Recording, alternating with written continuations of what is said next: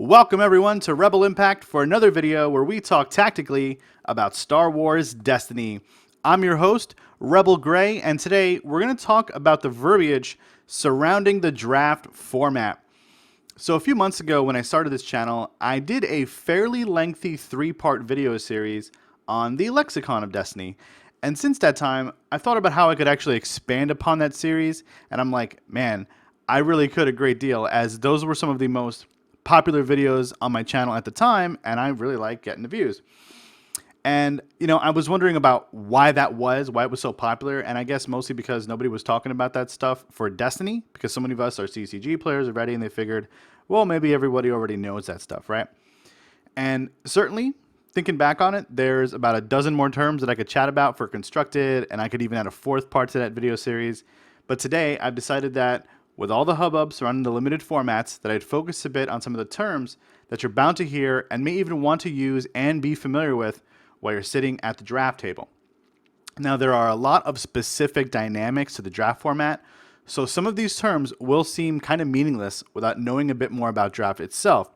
So as we talk about these terms, I'll be providing some context for them as well to illustrate their meaning better to you.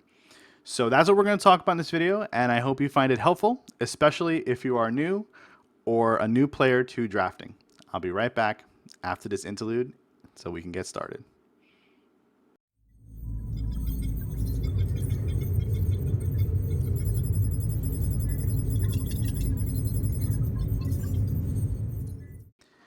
The very first thing we need to cover are the basics, of course, and that means starting with the term limited format. A limited format in a collectible card game is any format in which your choices for deck building are restricted in some manner. And there are 2 limited formats for Destiny, and they're draft and sealed. And draft is about opening up packs and keeping what you have and then building a deck out of those cards. Draft, on the other hand, is quite similar, but it has a sharing element to it. In draft, you're going to open up a pack, or 3 packs officially, take one of those cards face down, and then pass the remaining cards to your left or to your right, depending on which way the order is going for that particular round of draft. In this manner, you're going to see more cards than you normally would just opening up packs for yourself like in sealed.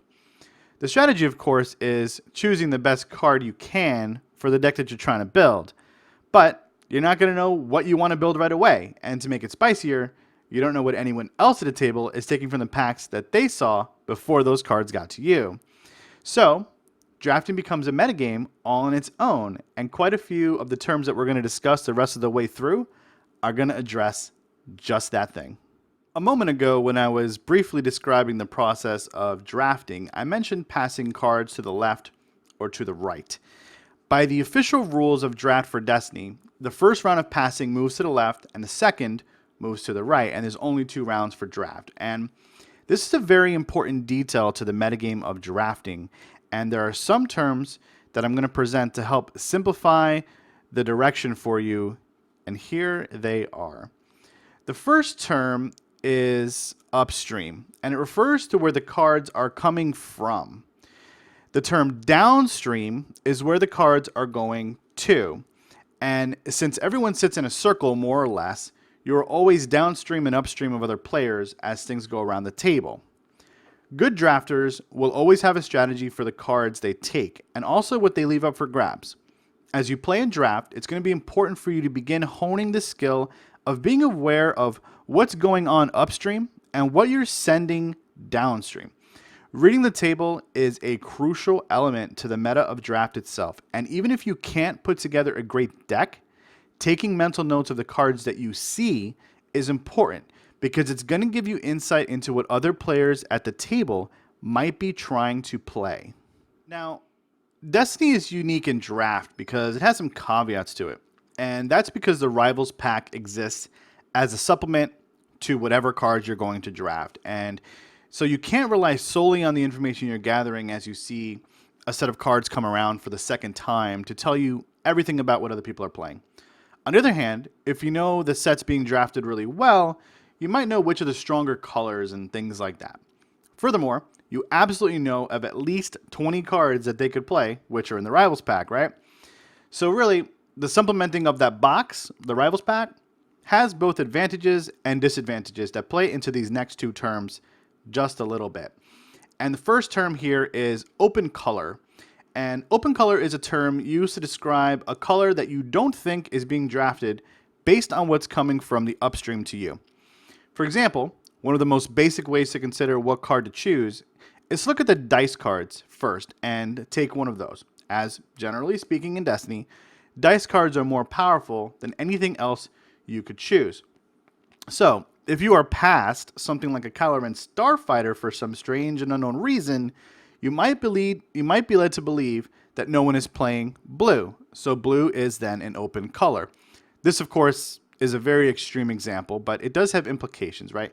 If that starter was one of 2 dice cards left in your pack, then the person immediately upstream of you isn't playing blue. If it was the last dice card available out of the 3 that are opened initially, then there's a good chance that neither of the 2 players upstream of you are playing blue. That can tell you quite a bit if in the right round of draft, because players that are upstream in round 1 are going to become downstream in round 2. So you want to keep that in mind, because it's going to be helpful to remember that in a few minutes. Now the second term, which is sort of the opposite of open color, is force, or forcing a color. And that's when you are trying to force something in draft, you're attempting to make it work because you have some preconceived deck idea already in your mind. And I got to tell you, this is somewhat possible because of the Rivals pack. People might have thoughts like, well, I want to play yellow because Ketsu is really good in my opinion, and yellow also has really good removal cards in Awakening and in Spirits of Rebellion, and that's what we're drafting, right? So when you force your draft, you're making a conscious decision to stick with an archetype, and you don't let the choices that you see in the packs change your goal whatsoever. In fact, you ignore the impact of the stream, downstream and upstream, and just do your thing, essentially, right? So forcing things has the potential to destabilize the table quite a bit, especially if multiple players are doing it. Because what you'll have are some really disjointed decks because everyone was going after the same color because that's just what they decided that they wanted to play. And a lot of those ideas come from the constructed format, which some people don't realize in draft is not a direct translation. In fact, it's not at all. And later on, we're going to talk about that too. Usually, there isn't a malicious intent behind this at all. It's just an extension of someone trying to play what they're comfortable with. And you might run into people who do this a lot, so you got to be prepared. You don't get mad at them. Just be happy that you're actually able to draft because you have a Rivals pack, which even I still don't have. All right, so a couple of minutes ago, I said to keep the shifts in upstream and downstream in mind, as it was a way that you could understand the context of the terms that I'm going to talk about in this actual section. So the first term in this section is counter draft. Now, when you counter draft or hate draft a card, you're doing so in order to disrupt someone downstream of you that you know or strongly suspect would benefit from having that card. You will take that card even if it doesn't fit your deck, just so they can't have it in their deck. You know, people talk sometimes while drafting, and the worst thing that you can do is allude to what you're taking from a pack or discuss your own strategies out loud. If you're that transparent, people are probably going to counter draft you. Let them work for it instead by paying attention to what is coming and going instead. It actually makes for a much more interesting draft in the end if everything is just left to speculation. You know, the next section is actually going to be a pretty big one. So there's one last minor term that I wanted to put in your brain before we get into that stuff, and it's the term overdraft. No, it's not like your bank account, but sort of, I guess. And it means that there's a shortage of a particular color going on around in the draft because far too many people are playing it. Overdrafting is actually very likely to happen in Destiny, even more so than in your typical Magic the Gathering draft, I feel, because we have less colors to work with. For example, yellow might be a color that is overdrafted in Awakenings and an SOR draft because of its good removal and control that I alluded to before, right? Red could be overdrafted in an EAW heavy draft because of its emphasis on vehicles and supports, And most of the good ones in EAW, or those kinds of cards, are red, right? Now, I want you to imagine a draft of 6 players where everyone's overdrafting blue. Half the players want to splash yellow, and 2 of the players are counter drafting that splash because the card choices they're presented with are simply too thin to actually make good choices.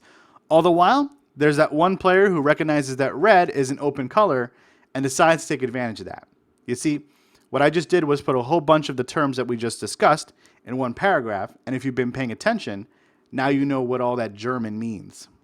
Alrighty, moving along. So now we're going to get into the real meat and potatoes of draft. And for those familiar with draft, you'll have already heard of this acronym. And for those unfamiliar with draft, you're probably going to learn a whole lot today. So I'm really glad that you're watching. Now, BREAD is an acronym that was born out of drafting in Magic the Gathering. And each letter represents a type of card or card concept. And the order of the letters is a general guideline, and remember that word, guideline, for what card to choose from your pack. Now, Destiny and Magic, they do not translate one-to-one. In fact, this game has probably has about as much in common with Magic as it does with Hearthstone, and that is to say it's a pretty good medium between those two games, sort of, right? And in order to understand BREAD, we're going to have to conceptualize it specifically for Destiny. And after thinking about it for a good long while, I think it does fit our schema pretty well here in the game, but there are some alternative formats that you also might consider. And the guys over at Pure Sabak Podcast actually came up with their own rubric for selecting cards for draft. So you can go check them out if you'd like to hear about that. And I'm going to put a link to their podcast in the show notes. Additionally, Sugi from Knights of Ren has also done a nice brief write-up on what I'm about to talk about here, and I'll also put that article in the show notes as well. So that said, let's start talking about how BREAD applies to Destiny itself. Honestly, this segment probably could have been a video just all on its own. All right, so let's start off with the letter B in BREAD, which stands for bombs. And bombs are cards that have a big board presence and can even win games all on their own. Bombs are cards that have typically high resource cost or are hard to remove from the board or just simply do a lot of damage or a short amount of time, but always are enough to swing the game in your favor. A card like the Resistance Bomber, again, no pun intended, is one such card that you might consider a bomb because in limited format, it is very difficult to deal with supports. As removals are kind of hard to come by as well, you can bet that you're going to get a lot of value out of this card if you draft it. It has a cheap cost, it has big damage sides, it looks pretty good, it's in a strong color, and if you don't draft a red character in your packs to be able to put this in your deck, you can still use Lobot. And he can even use his special to turn that 6 indirect for 2 into 8 indirect for 2. And that can really, really pack a punch. So let's move on to the R in BREAD, which stands for removal. And as I just said a moment ago, removal can be hard to come by in draft in copious amounts. The Rivals pack, however, does give you an absolutely fantastic removal card, which is called Hidden Motive. And that card can potentially punish cards with consistent damage sides, such as the Resistance Bomber. So you can call indirect damage, have them re-roll the die, and watch as you have literally a 50% chance to remove it for 0 cost, right?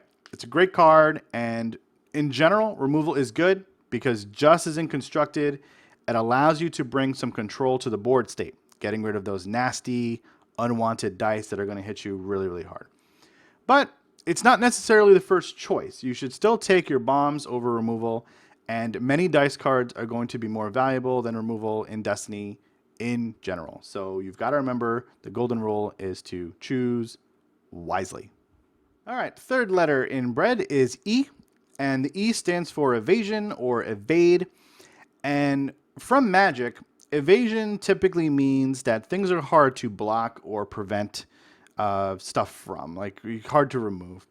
For Destiny, I think we can think about it in 2 ways. Firstly, in terms of shields and the Guardian effect, although some might say Guardian is actually straight removal. It's not, it's half removal, half control, you still take the damage. it's very board dependent how good Guardian can be. That aside, besides cards and dice that generate shields like Personal Shield, you might also consider cards that allow you to generate unblockable damage, as your opponent cannot evade that. So Vibro Knife is a really good example. It's conditional because you've got to pair it up with some other stuff. You know, you get a 1 unblockable, or you could get 2 plus whatever other unblockable. And it's also very possible to set this up with the rivals characters, right? You've got Anakin with melee sides. You've got Ketsu, I believe, has a melee side on her. So there's other characters that you're going to draft, right? So keep in mind that you want to have some form of damage that is unblockable, perhaps, in your draft if you can, because that's going to perhaps push you over the edge a little bit. And in terms of draft and constructed having something in mind, I think this is where there's a bit of a overlap here, right? Point is, if you see these cards in your draft pool, you want to gobble them up since they can be really quite good. Next up, the A represents aggro. And we all know what aggro means, right? It's just pure damage dealing. Aggro cards are just all about putting on additional damage. So cards like Kylo Ren Starfighter is a really good example of an aggro card that may not work necessarily super well in draft, since it leans towards, draft in general leans towards rainbow builds pretty heavily. But Kylo Ren Starfighter is still cheap, and it's consistent to a really high degree. It still does have 4 damage sides on it. And additionally, there's cards like Lightsaber Throw, Force Strike are really good examples of aggro cards, since they provide some extra damage out of hand. And drafting characters like First Order Stormtrooper could also be a good pick when thinking about aggro. So aggro, again, has a really broad sort of term, sort of definition. And, you know, I don't think I need to go too much farther into it, even if you're just starting out as a new Destiny player. Okay, so last but not least, we have the Ds, or duds, right? And duds come in a few flavors, but can be pretty easy to pick out. A dud could be a card that is simply too expensive to pay for. It could also be a combo card that doesn't work well in a limited format. A dud might be a card that doesn't really further your win con at all. It's kind of useless to have in your deck. Maybe you just put it in there to discard to reroll. Who knows? A card like Sith Holocron, for example, is a dud in draft, generally, for the simple fact that even though it's cheap, it requires other cards to make it functionally useful. Sure, you could draft it for the focus side or the blanks to use with other cards that you might draft, like Tarkin or Anger, which come to mind. But generally speaking, you're really playing the odds if you think that taking a Sith Holocron in your first pack is a good idea, in the hopes, and I mean cross your fingers and your toes hopes, that you're going to be seeing a bunch of force powers passed down to you from the table, right? Very unlikely to happen. So Sith Holocron, great card and constructed, right? We talk about Holocron packages, but you can't build a Holocron package in a limited format. There's just not enough odds to do that, right? There's too many rares in the packs, too many legendaries in the pack for you to get that lucky. So if you're asking me, Sith Holocron is a perfect example of a dud in limited, where it actually shines pretty well in constructed.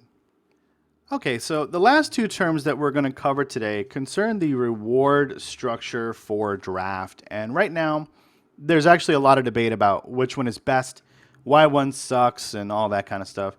But I'm not here to take sides. Instead, I'm going to present logical arguments about why both are right and good in the correct setting.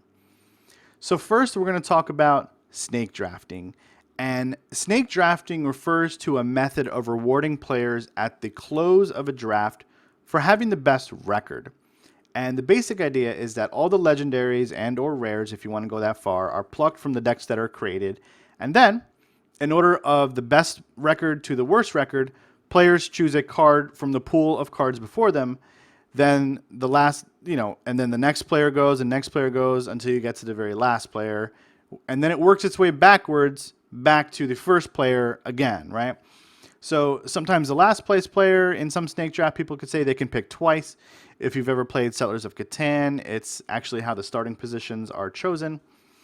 And what is implied here is that the players who are the best in the pod or group of players walk away with the best rewards from everything that was pulled from packs that particular day or in that particular draft.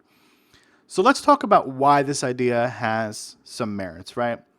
Well, a lot goes into drafting. You open up packs, you select what is the best card from the lot. You think about all these terms that I talked about today. You're going to pass those cards to your left or to your right. You're going to do it again. You're going to do that a lot, right? You're going to do that like 30 times. Then you're going to put together a deck. And it takes a lot of skill to not only build the best deck from a limited card pool, but also then win all your games against other players who are trying to do exactly the same thing. I'd also highlight that at its core, it emphasizes better deck building because players don't feel the need to draft a card for their collection because that doesn't mean they're going to get to keep it at the end of the draft if snake drafting is decided, right? Instead, using a snake draft reward system, the focus becomes squarely on the competitive elements of the draft, which are building that best deck, winning your games, and then reaping the rewards. So for the competitive group of players, this is probably the method of rewards that you will want to use to ensure that your efforts are acknowledged and properly rewarded. But there's an alternative to snake drafting because not everybody wants to draft super competitively. In fact, you could argue, and you could make great arguments for it, that draft was created to attract new players to the game, and new players are obviously not as knowledgeable as experienced players in what is in every set. Thus, it could be the case that drafters are just doing so to get a feel for Destiny, maybe expand or start their personal collections, and they want to do so in an environment where they can buy some packs, build a deck, and play against others that are doing exactly the same. So instead of snake drafting at the end, you can just say that you're playing for keeps. And playing for keeps is best utilized in a setting where no one is there to play for the best cards, right? You playing for keeps, it maintains a relaxed environment. It caters to new players, to advanced players alike, as long as they're all there for that exact same reason. And that is, to have fun first and foremost, and the cards come secondary to that. And just to clarify, because I did it for the snake drafting, playing for keeps, whatever you put in your deck is yours, whether you win or lose the end of the draft, right? You keep all that stuff. It's just as if you opened up 6 packs and didn't play draft. You just get to keep stuff, right? So now that I've presented both ways of rewarding players for draft, you should make sure that you know which system is going to be used before you open even one single pack. Heck, before you even sign up for the draft at your store. Because if you prefer to play one way over the other, make sure that you're not getting involved in something that you don't want to be a part of. Ask questions at your local game store and be vocal about what you want out of your play experience. Because maybe there's 5 other players there that don't want to play snake draft at the end. They want to play for keeps. So maybe you guys can fire off a pod or a group of players and do your own thing and have fun playing draft. And that's what this is all about, right? Making sure that what you're getting at the end, the rewards you get, and match up to your style of play and what you really want out of the game and what you consider fun. Whew. Alrighty, folks, that wraps this one up. It felt like a long one, right? Well, none of these Lexicon videos were ever really that short, and I think that this one will withstand the test of time, just as those will. So I feel that it was worth dedicating so much time to it. In fact, I'll tell you why I was so late in getting this one out, if I can pull the curtain back a little bit, right? I mean, besides all the weekly classes and the studying involved, which I mentioned about a month ago, there was another factor that was probably more significant. So I began writing the script for a video called Striking a Balance, and that's what I named it, which was sort of like, I guess, an editorial for FFG's process for using Balance of the Force and writing all these card clarifications. And as I was writing it, I began including stuff that I had heard from various Discords and Facebook posts about the state of the game. And I was trying to take a temperature of the overall feeling of where people think we're at with those sorts of things. I was going to include thoughts on the Holocron documents and also some speculative stuff about future changes to the game. And then I stopped writing it because I felt like I was a game journalist or something, and it was different from a lot of my other stuff. It seemed more investigative. Some conspiracy theorist stuff was in there. So I put it aside for a bit while I rewrite sections of that video to make it sort of more in line with what I normally do, I guess. But maybe if and when it sees the light of day, I'm going to keep some more of that speculative stuff in. I'm not really sure. But the moral of the story was that in the middle of writing that very long script, I felt instead like writing this one because it seemed more relevant. And I can always release an editorial-esque video during a lull in the game at a later time anyway, right? So I hope you enjoyed this one instead, because I put a lot of time into it, and I think that the information is pretty good for new and even intermediate level players. That said, if you want to follow me on social media, you can check me out on Facebook, Twitter, at RebelGraySWD. If you'd like to donate $1 or more per month to support all the work I do in making these videos, and believe me, it is a lot of work, you can head over to Patreon, and I'm RebelGraySWD over there as well. All this stuff is actually linked in the show notes below. If you expand the show notes, you'll see a whole bunch of links there to other podcasters and other people that support me. So, in closing, thanks for stopping by, everyone. I appreciate you setting aside the time to watch and learn a bit about this great game that we call Star Wars Destiny. And until we meet again, remember to love your fellow Jedi and be mindful of the living Force. And may the Force be with you.